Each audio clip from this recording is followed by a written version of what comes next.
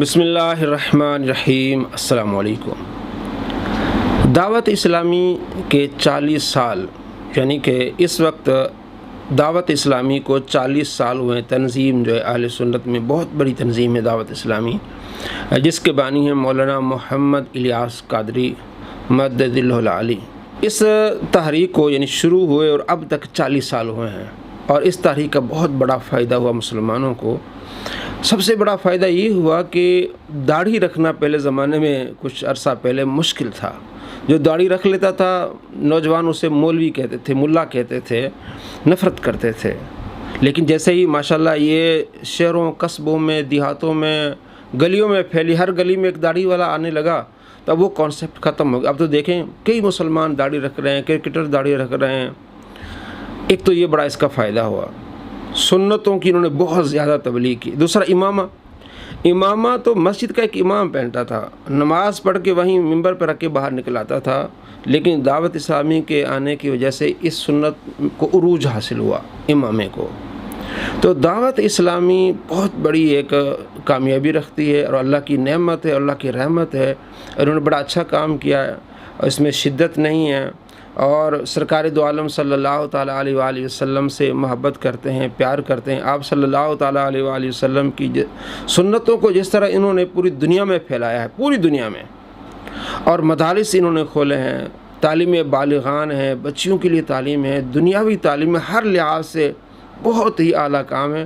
اور میں اس وقت جو میں بات کر رہا ہوں، یہ بھی ایک دعوت اسلامی کے اس میں ہاتھ ہے، بہت بڑا ہاتھ ہے۔ ہمارے استاد ہمیں پڑھایا کرتے تھے انگلش 8ویں کلاس میں، شبیر احمد سریو۔ میرا جو آبائی گاؤں ہے وہ سندھ کا ضلع دادو، اور اس سے آگے تحصیل جوہی، اور پوسٹ آفس آگے آ جاتا ہے ڈرگ والا۔ وہاں سے ہم وہاں ڈرگ والا میں پڑھتے تھے، تو میں نے 8ویں تک وہاں پڑھا۔ تو میرے استاد جو تھے ہمیں انگلش پڑھاتے تھے، غلام شبیر سریو۔ تو غلام شبیر سریو یہ دعوت اسلامی سے متاثر تھے، اور وہ کیسے متاثر ہوئے، یہ ایک عجیب، ایک بڑی پیاری، ایک دلچسپ ایک کہانی ہے کہ وہ حیدرآباد میں ایم ایڈ کرتے تھے، لیکن ان کی صحبت کچھ غلط لوگوں سے تھی۔ دن کو پڑھتے تھے، شام کو چوری کر لیتے تھے، چور چکار لوگوں سے ان کی دوستی ہو گئی۔ تو ایسا واقعہ ہوا کہ ان کے بھائی جو ان کو ڈاکوؤں نے شہید کر لیا، جو 5 وقت نماز پڑھتے تھے اور اذان دیتے تھے۔ اور اس وقت مجھے یاد ہے، ہم چھوٹے ہوتے تھے، تقریباً کوئی 6 سال کی عمر میں، مجھے یاد ہے کہ وہ ڈاکو آئے تھے، رات کو ہوائی فائرنگ بھی ہوئی، ان کے بھائی کو انہوں نے شہید کر لیا۔ جب یہ حیدرآباد سے ڈرگ والا آئے، وہاں بیٹھے، تو ان کے دل پہ بڑا اثر ہوا موت کی غم کی وجہ سے اور بھائی کی وفات ہونے کی وجہ سے۔ جب یہ دوبارہ یہ حیدرآباد گئے تو ان کے دل میں آیا کہ میں دینی تعلیم حاصل کروں، پڑھوں۔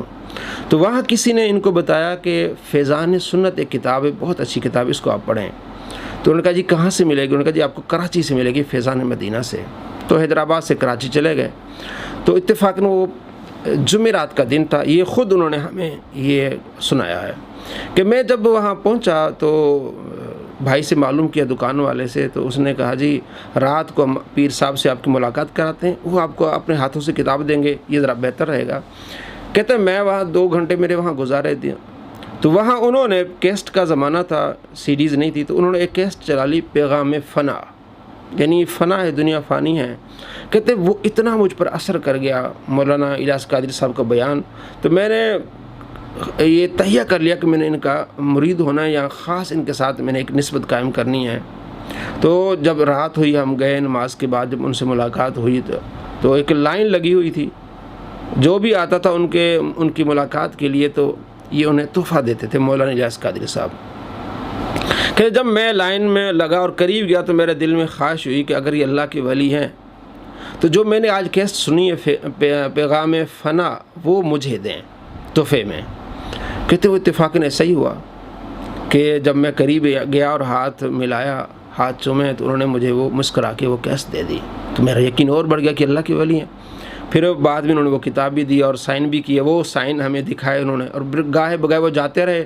پہلے داڑھی نہیں تھی، ماشاءاللہ داڑھی رکھ لی، چہرے پر نور۔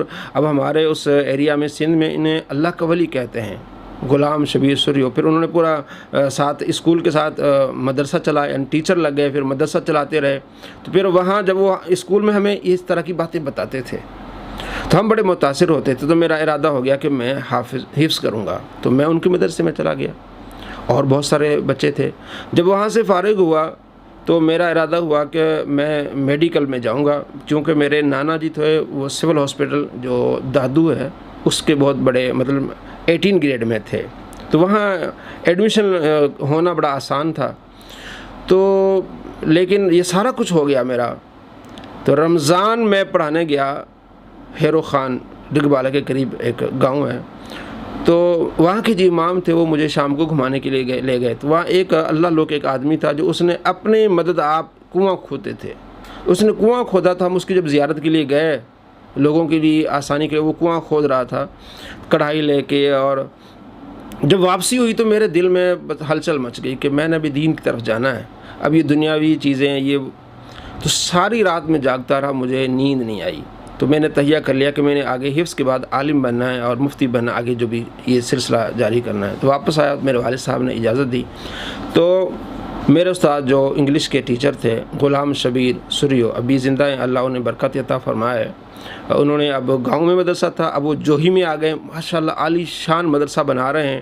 پہلے بھی میں نے ایک مرتبہ اپیل کی تھی کہ ان کے مدرسے میں آپ جو ہے نا وہ ہاتھ بٹائیں اور اس میں جو ہے وہ چندہ دیں جتنا بھی ہو سکے اللہ کی راہ میں. وہ یعنی کہ دین کی خدمت کر رہے ہیں. وہ انہوں نے پہلے ہی جو ہے وہ ریٹائرمنٹ لے لی ہے، پہلے ہی ریٹائر ہو گئے. 22 لاکھ ان کو ملے تھے، اس میں سے تقریباً 20 لاکھ انہوں نے مدرسے میں لگا دیے، بس 2-4 لاکھ ہی اپنے لیے رکھے. تو اتنا وہ دین سے محبت کرتے ہیں.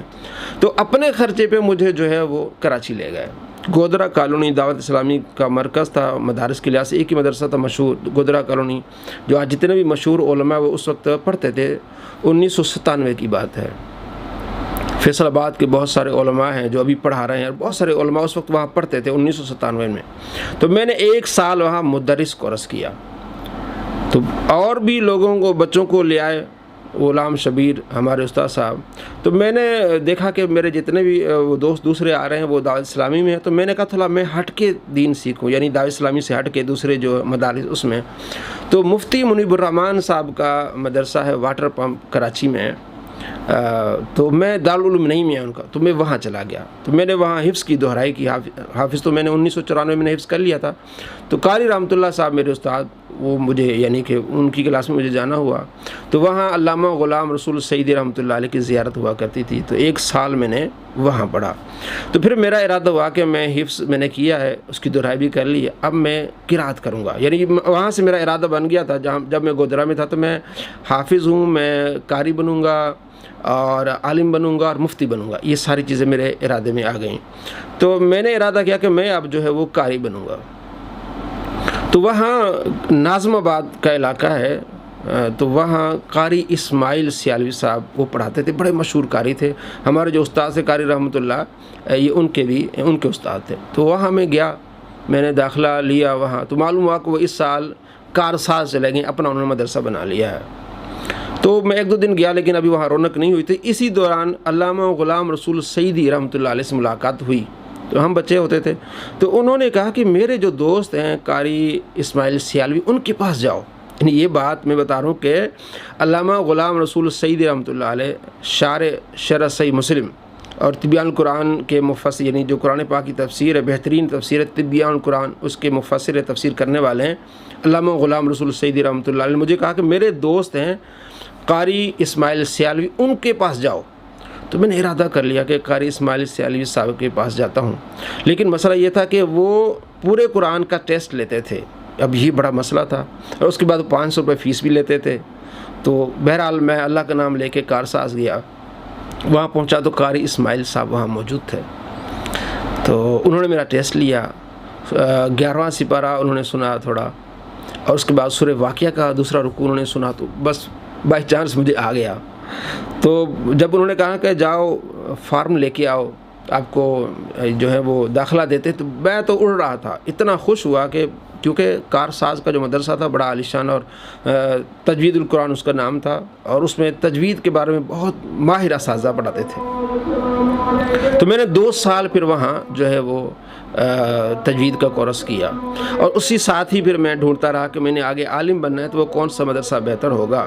تو میرے ہی استاد قاری اسماعیل سیالوی صاحب نے یہ فرمایا کہ 2 مدرسے ہیں دعوت اسلامی کے علاوہ، سکھر میں ایک مدرسہ ہے مفتی ابراہیم صاحب کا، دوسرا کراچی میں مفتی الیاس رضوی صاحب کا مدرسہ ہے، ان دونوں میں سے کسی ایک کا انتخاب کر لیں۔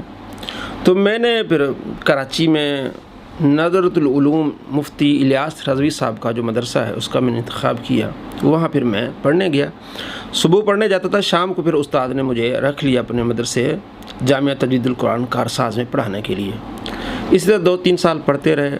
تو ہماری کلاس میں ایک رضی تھے، کراچی کے شاہ تراب الحق قادری رحمۃ اللہ علیہ کے مرید تھے، انہیں نحو